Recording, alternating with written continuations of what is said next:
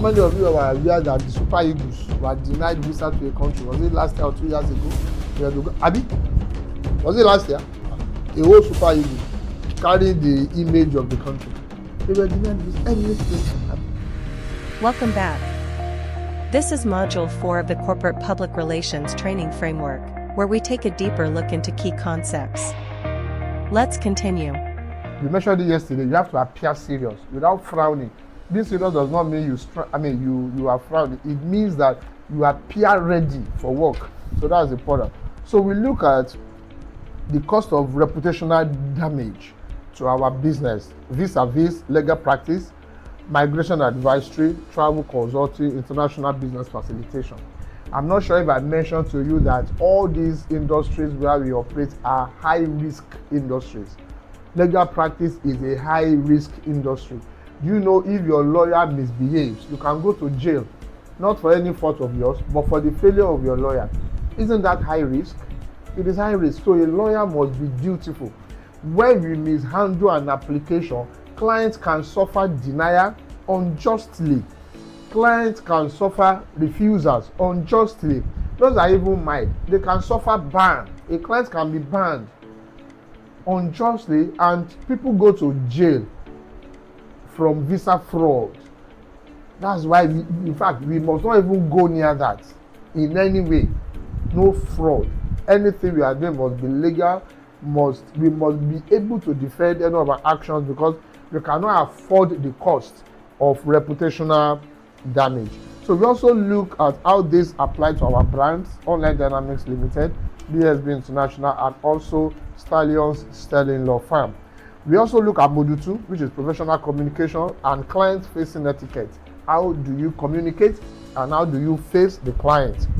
And that was basically to standardize how we speak, how we write, how we listen, how we respond across board. During that period, we did some exercise, some questions, and then we tried to find our official answer pattern, And then we look at certain things under that: your professional tone, versus casual speech, verbal discipline. We mentioned that no exaggerations, no assumptions, no guarantees without authority. Written communication standard, email, WhatsApp, letter, official responses, telephone, and virtual meeting. You must understand how these things work. So we talk about the sector-specific rules. How does this apply to the legal sector, the migration sector, and the consulting sector? So we had a drill. How do you convert emotional client question into professional response? And under Module 3, we look at reputation management and risk awareness. In Module 2, we have talked about the dangers of reputational risk. Now we are looking at how do we actually manage it. And the objective here is to train us to protect the brand, even when you are under pressure. You can be under pressure. Pressure comes in different forms. Am I correct? Mention one pressure that you think a staff, a knowledge worker can be under. Pressure for, or pressure of. Pressure. Let me help you. Pressure of money. You may be broke. That's the pressure. And that happens to all of us. Every one of us. Nobody has enough money. So that's the pressure. And then you realize that the client is offering you money to circumvent the standard of the company. And he says, I cannot pay that 40,000 to register. Let me give you 10,000 naira. You help me get the form. And you say, the form is not even with you. I have to go up. I have to. But don't worry. I will say you did tele-registration. I will register you through telephone. Don't worry. Or somebody say, pressure of money. Or you are even hungry to the point that you are tempted to even want to beg money from a client or from a prospect. I've seen a lot of things like that. Maybe not in our organization, but I've seen workers do that. I've gone to offices where I see workers scrambling for tips. It's quite unprofessional. Pressure to give you information. Some people will so pressurize you that you must volunteer information that is not meant for them at that stage. We have also talked about information management before. There are different information you give to different people at different levels. When you went in for your registration as an undergraduate for your 100 level, were they telling you that final year project is difficult? So hey, 6 people failed final year project last year. Is that an information necessary for you?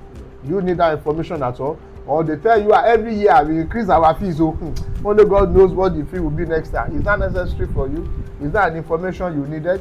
Exactly not. Information must be managed, must be streamlined. So even when you are under pressure, make sure that one thing is guiding you: protection of the brand. Protection here does not mean you are hiding what we are doing wrong. No. I have told you before, PR is not about lying. PR is about becoming what we should be, creating the right standard for our business and communicating this standard accurately and defending it properly with the public. If we say we are efficient, we must now become efficient so that you can communicate that efficiency. That is PR. It's not about lying. It's not about calling ourselves what we are not. It's not about hyping ourselves. No, it's not about hype. It's about coming up with what is factual, what we consider as the truth, and what we consider as being sanctity to our system. All right? So we talk about those things that may constitute reputational risk. We talk about loose talk. We talk about social media misconduct. We mention inconsistent information. We mention internal conflict that is leaked externally and how that can be injurious to our reputation. And we talk about how to handle angry clients, how to handle delays. Did we mention all that? How do you handle delay? It's possible somebody is expecting admission for April and the admission is not coming. You are working, the schools are rejecting him. He's getting frustrated. Is it right or wrong to feel frustrated? Is the client right or wrong to feel frustrated? He is right. It is within his right. Because he has told you, I want April admission, and you said, yes, we are going to try our best. Every application will be assessed on its own merit. And then you are pushing it, the schools are rejected. We have a case like that on our hand. Abi? He said he only wants to go to Australia. All the schools in Australia have rejected him. Are we going to try more? Yes, we are going to. Will he get frustrated in the process if we don't handle it well? Yes, he will get frustrated. So how do we handle delay? Those are the things that go into public relations, because now we are dealing with public, we are dealing with emotions, unavoidable emotions. Is it because we have not done our job? No, we have done our job. But these things are parts of our job. When you take a patient to the hospital, the best hospital in the world, patients die. Am I correct? The best hospitals in the world, patients die. The best lawyers in the world lose cases. In fact, the best lawyers in the world are those who lose cases more, because they handle more cases and the frequency of, because they are daring. They want to always test the law, and that is the practice of law. You want to test the law. Why should this be like this? No. Why can't it be like this? And then you want to test it, and then most often than not, you don't succeed at getting the actual result, but you succeed at learning more. You succeed at ventilating ideas. You succeed at pushing the boundaries, pushing the philosophy, making the discussion more robust. And those are the actual gain of knowledge workers. Do not forget, knowledge workers. That is who we are. So the essence of any of the exercises we undertake is to increase our what? Our knowledge. So how do you handle delay? How do you handle rejections when visas are refused? When clients of the law firm lose cases, how do you handle it? When you cannot secure admission as you have thought, how do you handle it? When you cannot secure the work permit, can you force an applicant on an employer? You cannot. All you can do is present the applicant the proper way, make sure you have managed the information very well. You have arranged the information in such a way that it is according to their own standard. But the final selection of who will work with online dynamics depends on the management of online dynamics. The same way, the final selection of who will work with any firm in Germany, in Estonia, in Canada, in UK, depend on that company in the UK. So if they have rejected the person, they have rejected him. But how do you handle such rejection? Do you just tell him to get out? Do you tell him to go away? He has invested time. Don't forget, he has invested money. So how do you handle? Those are the essence of managing the hazards of reputation. Because normally when things succeed, yes, you find clients who say, oh, they are good. But when things don't go the way the client wants, what do they say? In the travel industry, want to buy me. In Yoruba parlance, they have duped me. That's what they say in English. Because most of the time, practitioners will have told them what is not possible. The ones you pay, you will get it. No! It's not a question of you paying. You are paying for the services you are rendering. You are paying for the effort. You are not paying for the outcome. Do I make sense to you? I was opportune to invigilate an examination in the university, and after about a week of the exam, then I got a bit familiar with some of the students, and I was asking them that, I saw you in the last paper, you didn't write so much. Is that I don't need to write much now? Of course, if I score 60, it's okay. With what you wrote, are you sure you can score 60? They say yes. Why not? I pay now. You pay for what? You pay school fees, so you must pass. Is that the standard? Maybe I have lost touch with what education has become. That is standard of education. Because you have paid school fees, you must pass. Is that the standard? Is that the standard of education? No. So it will be wrong for a school to say, oh, once you pay for WAEC and you pay for coaching, you must pass WAEC. It's the same way with our job. You pay. So if you fail exam, do you go back to school and say, oh, I failed exam, refund my money? No. So you should understand what we are talking about here. Your payment is one thing. Your payment is for the process. It's not for the outcome. So we need to understand until we once had a staff and something happened in Lagos. She was working with us in Lagos. So a client's visa was rejected, and this staff broke into tears. And I was like, why are you crying? What was the problem? She became inconsolable. What happened? He said, he's just feeling for the client because he has spent money and his mind is on it. I said, so that's why you're crying? I fired her immediately. I didn't even ask for any other. I fired her immediately. Because there's no way she will represent the company well with that kind of notion. He doesn't have the proper understanding. Do you think when patients die and doctors just come and say, sorry, we lost him, do you think they are helpless? It is their training. They are not helpless. Do you want the doctor to come and be crying with you? Do you think the doctor is happy to lose a patient? It's not. If you see how doctors celebrate when their patients get well, especially during surgery, when they operate patient and it was successful, if you see the way they celebrate, you will know that they cannot be happy when it happened otherwise. Do you get the logic now? They cannot be happy when it happens otherwise. But the possibility of the result going either way is always there. It is always facing the professional in the eye. You do your best to make sure that you get the desired outcome, but you don't have control on the desired outcome. We will not give so much example about legal practice because we are recording this for other people. Now, when a lawyer takes a matter to court, however good your case, does that guarantee that you are going to win? No, it does not. It does. However brilliant you may be as a lawyer, it doesn't guarantee that you are going to win. Even all the facts may be in your favor, but the technicalities may be against you. We ran into a similar issue. Izuna is not here. Just this week, a matter we have completed everything, just to go present our written address, and then the other party raised an issue and said we did not move a particular motion, and I just laughed. That's technicality. But if it's not well handled, it is enough. Of course, we could not move our application that day. They give us another date to come and address the issue that the other party raised. If that issue is not well handled, it could be the end of the matter. If you are not able to handle it well, but of course we are going to handle it well. We are already researching on that. We are going to handle it there. But what I'm saying in essence is, you do not control the outcome. Even a judge does not control the outcome of your matter. You know why? High court judge. If you tell me you give judgment against me, I can go on appeal. So your outcome is not final. If I go on appeal, they still tell me no, I can go to the Supreme Court. Your argument is not final.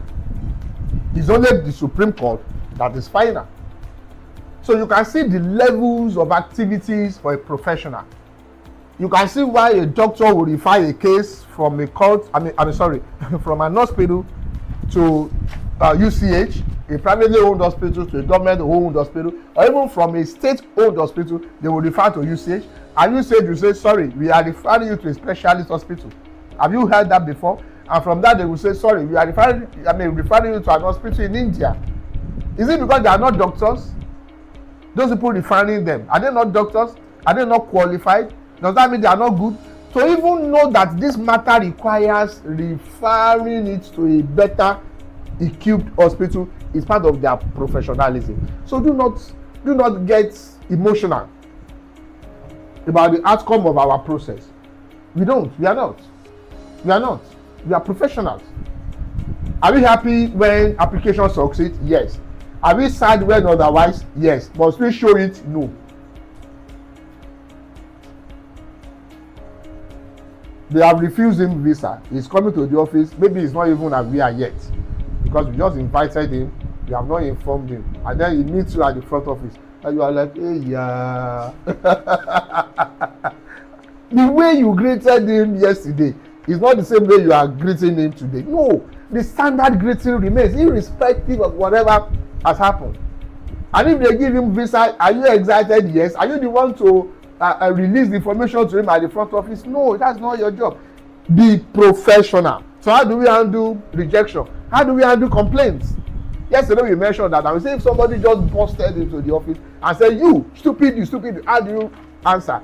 You go by our standard operational rules on engagement. Anybody coming to the office, the first thing you do is you greet him the way we greet people in the organization. That is it. And then you engage him accordingly. How may we help you today, sir? You are welcome. Let me get your file, because you likely know him already as a client. Please sit down. Let me get your file. He said, I said you are stupid.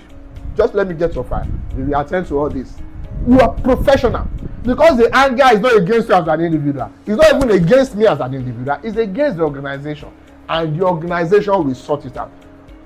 All of us here, we are a part of the organization, but we are not the only part of this organization. Can I tell you something? The federal government of Nigeria is part of this organization. We pay tax. We are protected by law. There are consultants who are not even here, who are not even in Nigeria, who are part of this organization. So don't limit the organization to yourself. Don't limit the organization to me. You are working with a well-established, well-recognized outfit, and you have all the backings of the law for what you are doing. And beyond that, you have the backings of what is called due diligence, global best practice. Whatever we do here is what is sustainable globally in this industry. We don't take that for granted. We do not take it for granted. Maybe that's why we are not riding jets, but soon we will ride jets. I know you can do things right and still be stickingly rich. Do you know that?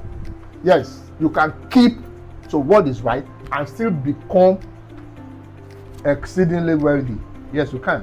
And that is the dream, and we will get there. Don't forget our tagline, that all may prosper. All right, so let's go to module 4. We mentioned yesterday, where we rounded off, we said one careless sentence can cost the firm millions. And then we try to mention some of those careless sentences. So module 4, please go back to the video of what we did yesterday. It's going to help us. Internal public relations and team conduct. Internal public relations and team conduct. Internal public relations and team conduct. Objective: to ensure internal behavior reflects external brand promises. Core training content: 1. Respectful internal communication. 2. Chain of authorities and reporting lines. 3. Professional disagreement versus insubordination. 4. Internal gossip as a PR threat. 5. Dressing, posture, punctuality as PR tools. Brand culture alignment. Online Dynamics Limited. Order, Clarity, Global Mindset. BSB International. Collaboration, Diplomacy, and Exposure. Stallion Sterling. Precision, Calmness, and Ethical Restraint. Thank you. So now let us look at this module 4 and expand it. Let's expand it. The objective of this module is to ensure internal behavior reflects external brand promises. There is an external brand promise, and that has to do with perception. You know, we have already talked about perception yesterday, and we talked about who controls perception. If you are not in control of perception, you have just lost that game. If you are not sure the perception about you is a wrong perception, because you must create that perception deliberately. Now, if the company has created a perception, the image of the company, how people view the company, check it very well. Check the objective. External brand promise. External brand promise. That is what is the expectation of the public from the brand. Now, we must ensure that we have an internal behavior that reflects that promise. You can create image through the media. Am I correct? You can create image through the presence of the CEO. People just say, Shebi is Wale Michael. Okay, they have an opinion about me. People who meet me, you must have an opinion. You cannot meet me and not have an opinion. It's either you hate me or you like me. You cannot just pass. I know many of you here have your opinion about me. So people who meet you also will have an opinion. So if somebody is coming, don't forget what is bringing that person is a perception. He already has an opinion. Are we sure that we have an internal behavior that can reflect that projection that we have given to the public? Do you understand what we are talking about? That starts from the environment. Okay, somebody is coming now. He has seen our billboard. He has seen.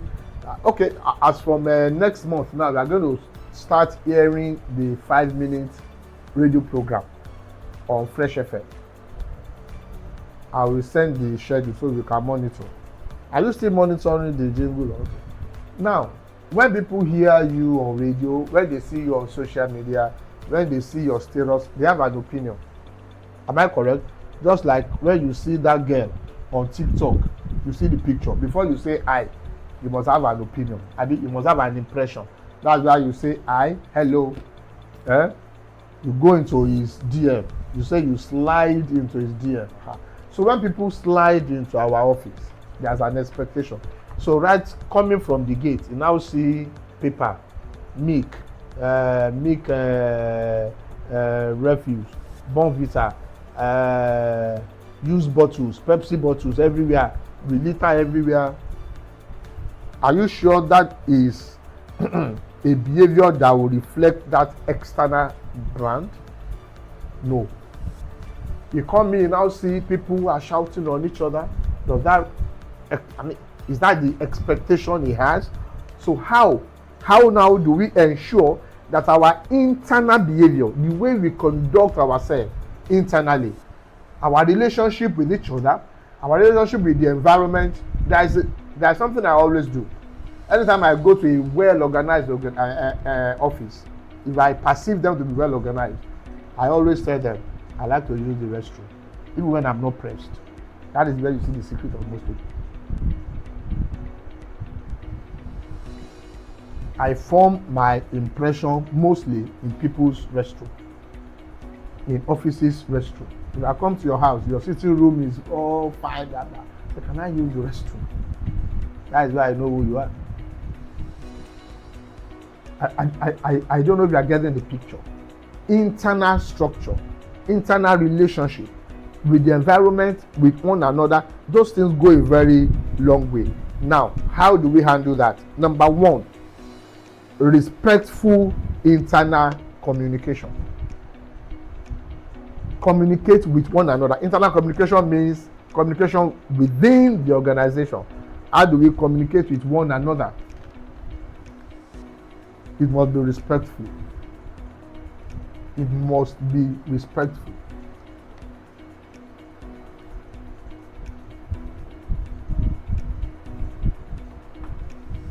You don't want to use foul language on your colleagues. Whatever be the issue, you don't get angry and say, Olori something, yeah? You that you are this thing. No.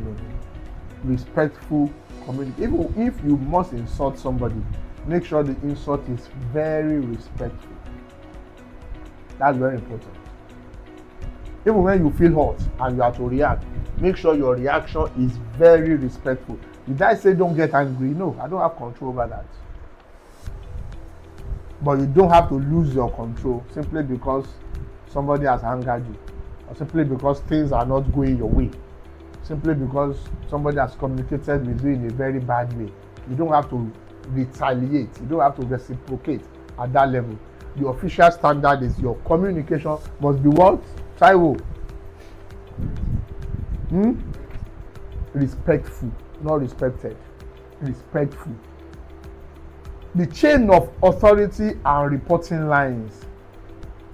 Observe chain of authority and reporting lines. If something is happening at the front desk, there's always a coordinator for the front desk, and that is the customer relations executive for the day. So if you have issue at the front desk, discuss it with him or her first before you can escalate to operations, before operations can escalate to management. Follow those. Somebody has angered you. Instead of you to speak back in a way that is terrible, no, report. Make your report. We have suggestion box for anonymous suggestions, things that you don't want anybody to know you are the one talking about it. Put it there. Somebody so is in the habit of using the restroom and not cleaning up after use. Put it there. You work on it.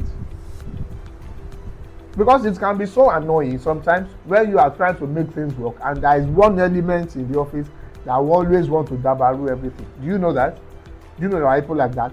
Meanwhile, this person may not be doing it deliberately. That is just who he is. When I was in youth service in Gombe, there is a particular lady. Anytime she goes into the restroom, nobody wants to go immediately after her. She will mess up the office. And people started talking about her. Everybody was bickering, you know how ladies can talk to each other. But there was this Malam, not a core member. He was staying close to us and everything. So he was very friendly with the corpers.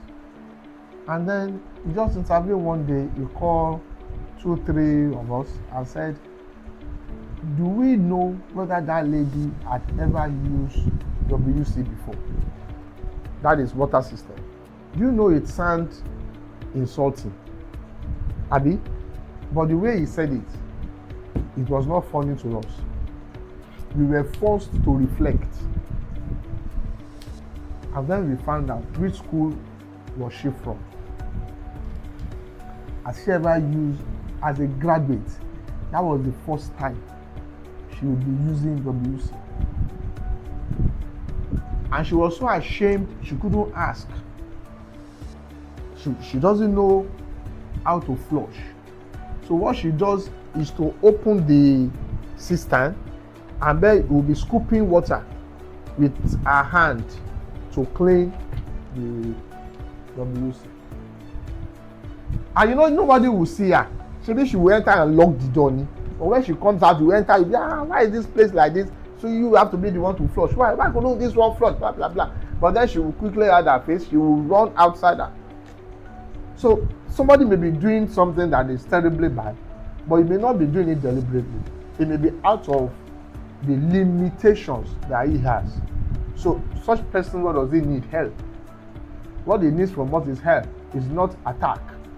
So if you find somebody in the office who is doing something terribly bad, instead of you now flouting the company standard with your own reaction, communicate, escalate it, report. Let us know so that we know what to do about it. How do we handle professional disagreements and insubordination? Professional disagreements will occur where we have different professional opinion. This one is not personal. It happens mainly with lawyers. In the same chamber, we have an issue and we disagree. And we say, this is the position, I say, this is the position. How do we handle it? You can argue without insulting each other. In fact, I love a lawyer that will argue with me on a matter, even before we leave the office, so that you can trash it out. You can look at which of the opinion is superior. And of course, the same thing for any knowledge worker, because you are a knowledge worker, you are using your brain. You are not expected to take everything hook, line, and sinker, because you are also thinking. You may come up something and say, sir, I think I feel different about this. Respectfully, I think this should be like this instead of like this. And then you back it up. Give us your fact. So you are professionally allowed to disagree. But do not engage in insubordination. You know what is insubordination? You know the meaning of insubordination? Balkis, what's the meaning of insubordination? What does it mean when you say somebody has committed an act of insubordination? What does it mean?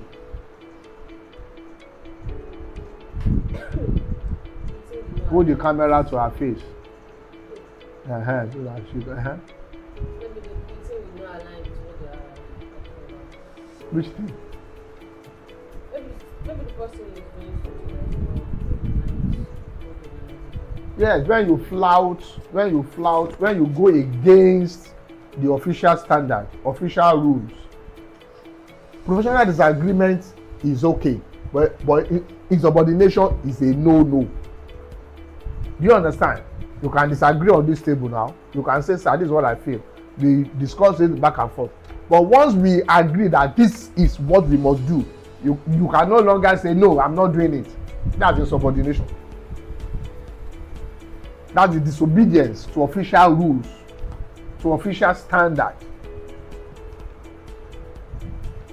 While you are allowed to disagree professionally, you are not allowed to be insubordinated. Do we agree with that? Do we understand that? You voice an opinion professionally, we deliberate on it, but we still say no, we will not do it that way. We have listened to you. We are not compelled to take your suggestion, but we must listen to it. But we have said, okay, that's okay, but let us do it this way. You now said, no, you don't believe in that. You still believe in what you believe. No, that is insubordination. And that is not allowed. You know why? No judgment will be right for life. Yes, that's the truth. But at every point in time, there is a judgment you must follow. So if we have all agreed that this is what we are following for now, that is it. So be it. Until we find a better judgment and it becomes the corporate judgment. You cannot force your personal opinion or your personal judgment on the organization. You have to comply with the corporate thinking.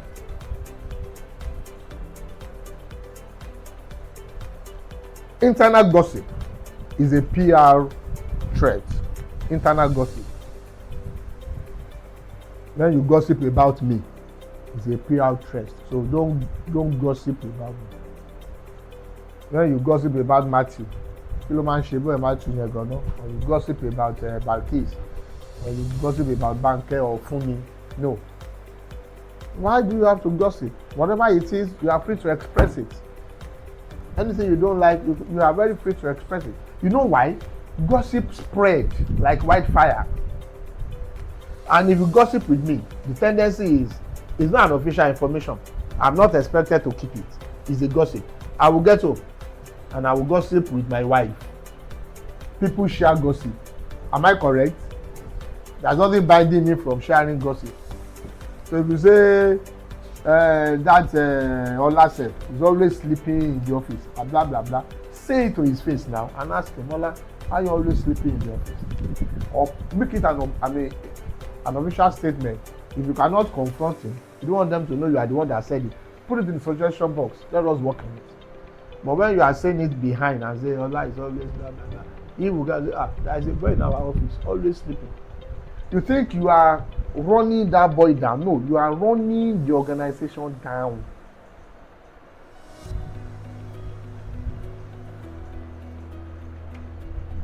To avoid internal gossip. There are a lot of things to discuss. Gossip is not one of them. We have a lot of good ideas we can share among ourselves. We have a lot of good communication that we can engage in. All right? And of course, your dressing, your posture, your punctuality are PR tools. Dressing, posture, punctuality. I know for dressing, we have really improved to some extent. We have really improved. But for posture, we still have a lot of work to do. And this has to do with personal grooming. Who can explain to us what do you mean by posture? Yes, you. What do you mean by posture?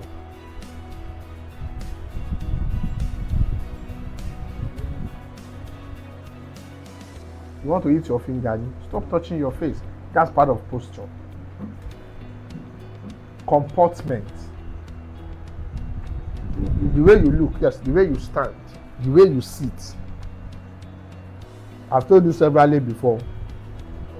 If you look at Goodness, she has a fantastic posture. I've mentioned it before, severally. I don't know who taught her, and maybe it is involuntary, because some people it is maybe from parents or people you stay with.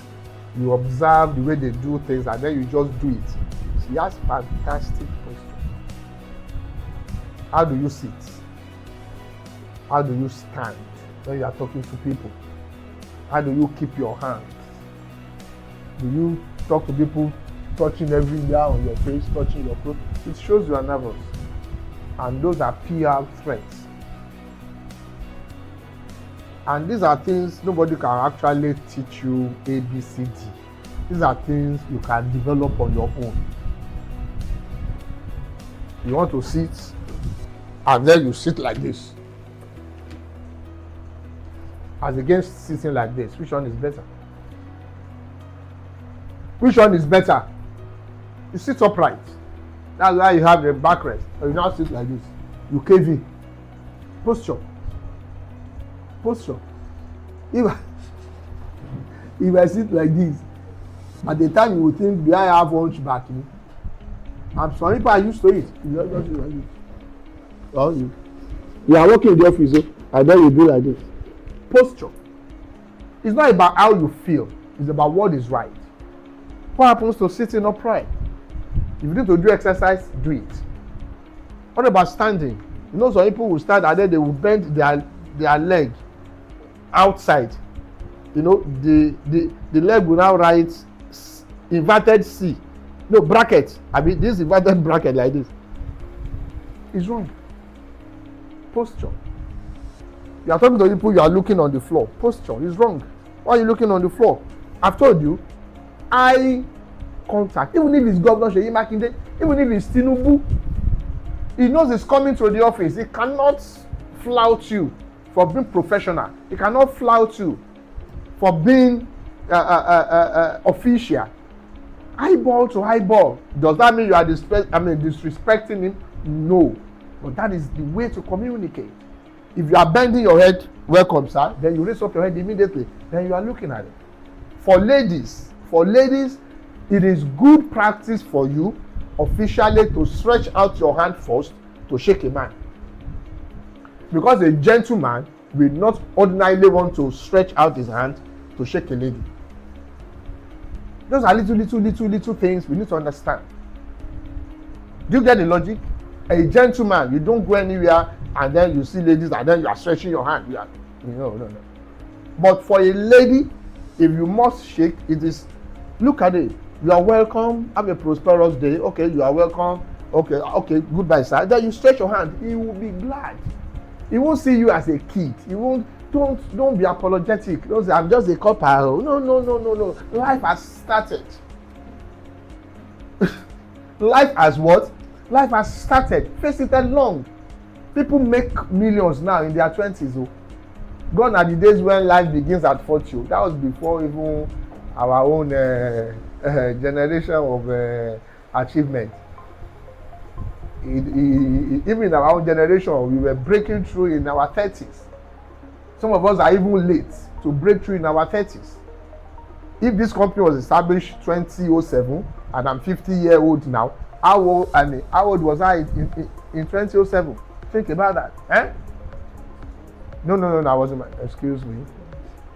2007 is just how many years? That's about 19 years ago. Remove 19 years, it's from, how old was I? 31. And I was even a late developer. There were people younger than me who had gone ahead of me in business at that time. And that was the year I registered the company. That was not the year I started business. Do you get what I'm talking about? So don't be apologetic. Don't look at yourself. Don't look down on yourself. Don't portray yourself as I'm just a. No, you are not just anything. You are an adult. I told you yesterday, once you started work, you are an adult. David Oyedepo started ministry in his teen years. He was 19.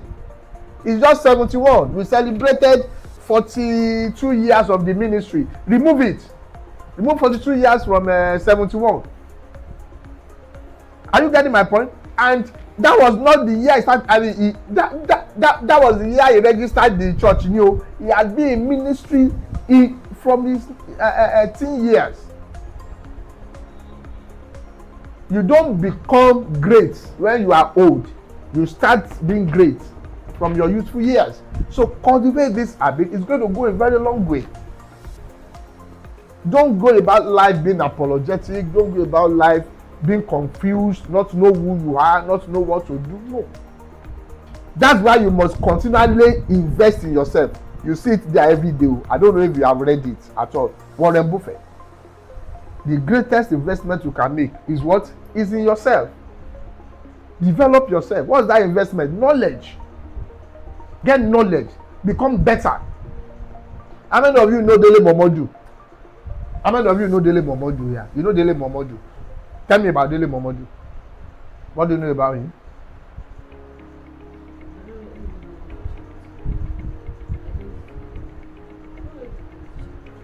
He's a politician. Tell me more about him. He's a journalist. Tell me more about him. He's owner of Ovation magazine. Ovation magazine was just a photo magazine, but he pushed it to a level that it became the envy of all journalists. In 2023, he contested for presidency. Before you can have the muscle to even think that let me contest presidency, am I correct? You are not hungry. Ask me what you study in the university. Yoruba. You know AU. They used to call him Babalawo. But does he go about saying, because I study Yoruba, No! What you study is not what will make you. Your degree will not make you. It's for literacy. It's for you to be able to read and write. That's why you have gone to school. Now ask yourself, what do I want to do? What do I want to become? What are the skills I need to become what I want to become? Your degree is 4 years. Your degree is 5 years. The skills you need to actually excel in the marketplace, some of them will not cost you a week to learn. I don't know if you are getting my logic. That's the way to think. And then equip yourself now. When you have acquired these skills, and then you have developed the capacity. Yes, who will benefit from this ultimately? It is you. Am I going to be happy when I see you, coming out with these skills and becoming the better person? Yes. Will all other dynamics benefit from it? Yes. But who is the ultimate beneficiary? It is you. All right. So that is so far from module 4. So what is the brand culture alignment in this? For online dynamics, we are looking at order, clarity, global mindset. I've told you before, study, watch interesting programs on the television. The TV is not for cosmetics. People don't come to your office and then during consultation hours and then you are watching African Magic Yoruba. What has that got to do with travels? Why not go for what do you call it? Geo Now. I mean now Geo documentaries. What politics? CNN, where people will hear about things that has to even for you. Many of you don't know what is happening in what politics. You know what is happening in the migration industry internationally. You should know these things are not far-fetched. It gives you confidence. If I ask you now what happened in Turkey, the only thing all of you knew, Tinubu's visit to Turkey. What happened? What happened? He fell down. That's the only thing. Is that the only thing that happened there? That was not even consequential. That was even not part of what happened in Turkey. What were the bilateral agreements reached between the two countries?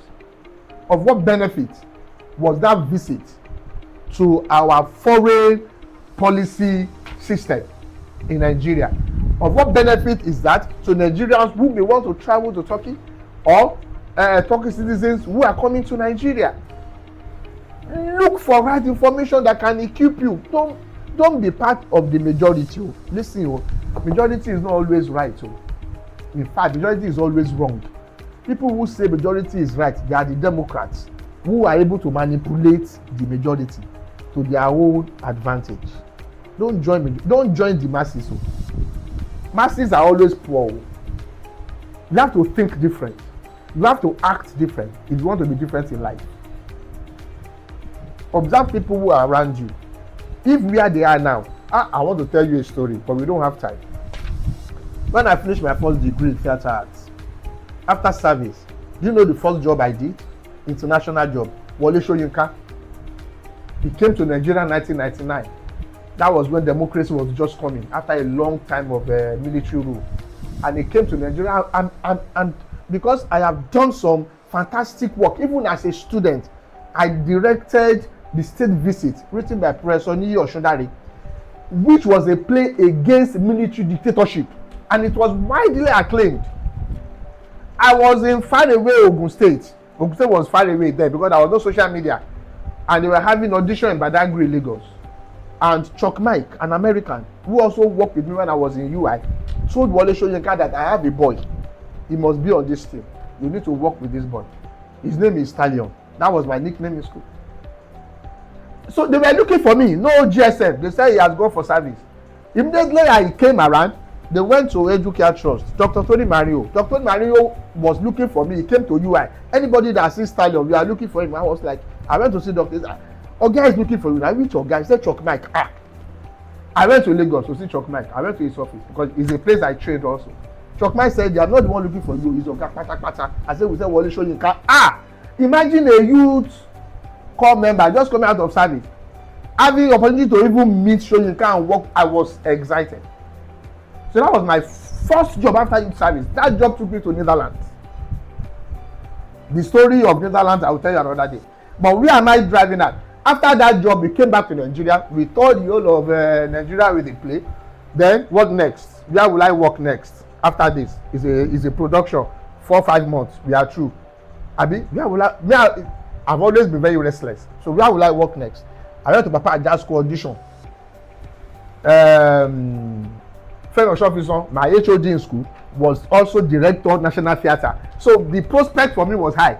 And I used to direct plays for Femi Oshofison. Even as a student, commercial play, they will pay me good money. My teacher, my professor, if I didn't know what I was doing, do you think he would give me a play to direct and pay me? No, he will not. If you see a copy of the state visit, you will still see my name there. Wale Oyinlola, director. I was a 200 level student when I directed that play. Anyway, cut the long story short. So when I finished with Soyinka, I work with National Theatre, Femi Oshofison. I work with Papa Ajasco, Wale Adenuga. I look at the industry. Who else?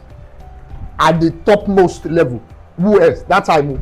Those were the topmost areas where you could do anything, and I don't have any prejudice to any one of them. They were mostly poor. They had faith, but they were poor. I hated poverty like mad. I don't like to romance poverty I can't tolerate it for any reason. And I told myself, no, I'm not going to operate in this industry at this level. Who were the ones making the money? The marketers, the producers. And that's not what you learn in school. You don't learn to be a producer in school. You don't learn to be a theater marketer in school. It is an industry thing. It is trade. It is business. You have to learn business. Those who are in the business of theater, they were the ones making the big money, not the real practitioners. And at that time, it's not different. So, practitioners now, with the advent of internet, you don't need a marketer. Do your good movie, put it on YouTube, and you make your money. I will not waste your time any further. We will continue with Module 5 when we resume. Thank you for your time and attention. I really appreciate it. Thank you for watching this training module from Online Dynamics Limited. This module is part of our continuous learning framework designed to equip you with the knowledge and insight required for excellence. Please proceed to the next module to continue.